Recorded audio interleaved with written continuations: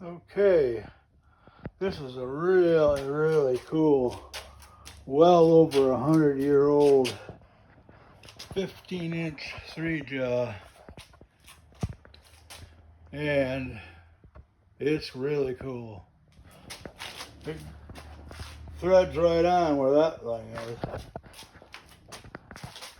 Anyways, I gotta cut the jaws for it.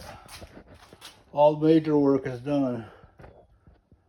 So I will add to this, but like I say, it's at least 100-year-old Swedish machine vise. The Tommy bars adjust the thing. You hold it in the front or by the jaw and stick a bar in here and turn the external ring. That's why I call it an external scroll.